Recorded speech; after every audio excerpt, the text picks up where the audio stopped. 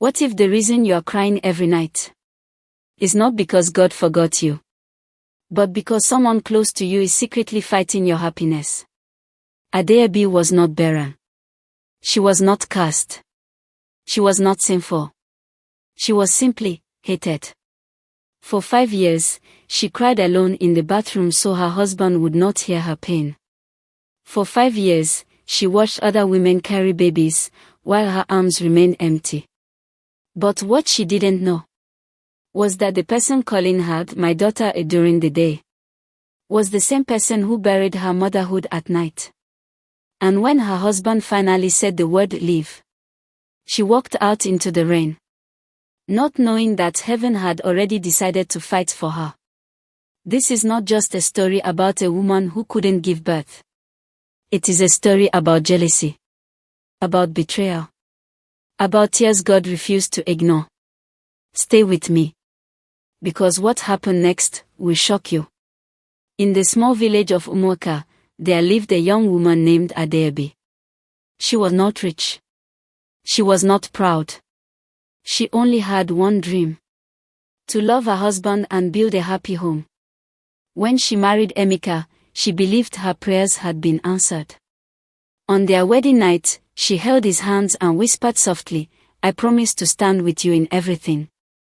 Emeka smiled. "I promise to protect you." But promises are easy to make.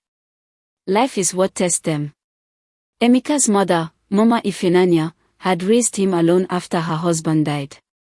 She sold vegetables in the market just to send him to school.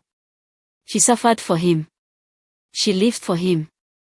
And now, another woman had come to take him. The first night Adaobi entered the house as a wife, Mama watched her quietly. When Adaobi served her food, she tasted it and dropped a spoon. Too much salt. It wasn't true. But hatred does not need a reason. The first year of marriage passed peacefully. Adaobi decorated the small house with love. She cooked with joy. She prayed every night. But no pregnancy came. When her monthly period came each time, she would lock herself in the bathroom and cry quietly so nobody would hear. She would look at her reflection and whisper, "What is wrong with me?" Emeka would try to comfort her. "Don't worry. God's time is the best." But Mama Ifunanya's patience was already gone. One evening, Mama Ifunanya wrapped her scarf tightly and left the village secretly. She entered a dark shrine in a distant town. "I want her womb closed," she said coldly. The native doctor stared at her. "Why fight your own family? She has taken my son." A charm was prepared. Strange leaves. Strange words. Strange sacrifice. She buried it behind the house at midnight. As she covered it with soil, she whispered, "You will never give birth." And from that moment, Adaobi's joy slowly began to die. 5 years of humiliation, 5 years. 5 painful years. Every naming ceremony in the village was torture. Women would carry babies on their backs while Adaobi sat empty-handed. Some would whisper loud enough for her to hear, maybe she did something in her past life. Others would laugh.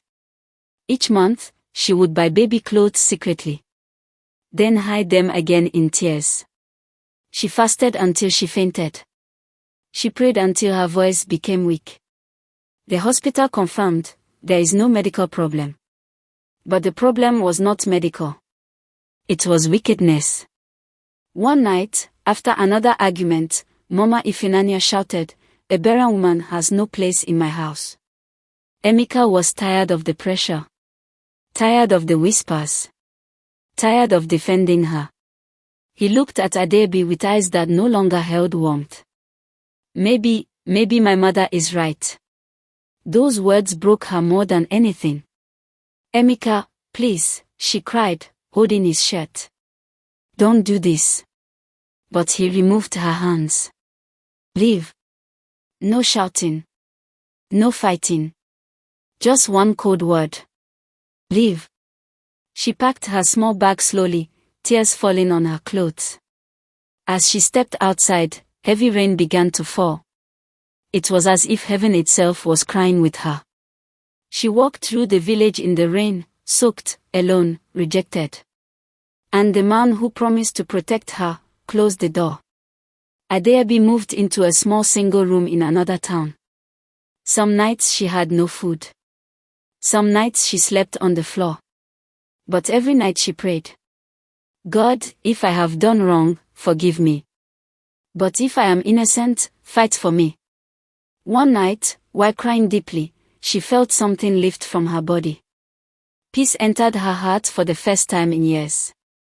At that same moment, Mama Ifunanya woke up screaming.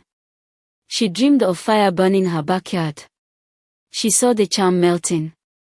She heard a loud voice, "Who are you to stop what I have blessed?" She began shaking. For days she could not eat. Her conscience tortured her. Finally, she confessed to Emeka. I stopped her from having children. Emeka felt his legs weaken. You destroyed my marriage because of jealousy. For the first time, he saw the truth. 2 months later, Adaobi felt strange. Weak. Dizzy. She went to the hospital quietly. The nurse smiled. You are pregnant. Adaobi stared in disbelief. Are you sure? Yes. She cried uncontrollably. Not because she hated Emeka, but because God had remembered her tears. The return when Emeka heard the news, he rushed to see her. He saw her holding her baby bump gently. He fell to his knees. I failed you. Tears ran down his face. I listened to fear instead of love. Mama Ifunanya came too. She did not speak at first. She simply knelt down in front of the woman she once hated. My jealousy made me wicked. Forgive me. Adaobi looked at her. For years, this woman caused her pain. But bitterness had already stolen enough years. She lifted her slowly. I forgive you. Months later, she gave birth to a baby boy. When Mama Ifunanya carried the child, she cried harder than anyone. Because she almost destroyed the very blessing she now held. Sometimes the deepest pain comes from inside the home. Sometimes the person fighting you is the one eating at your table. But tears are not wasted. God counts every single one. And when He decides to act, no charm, no hatred, no human plan can stop His blessings. Thanks for watching.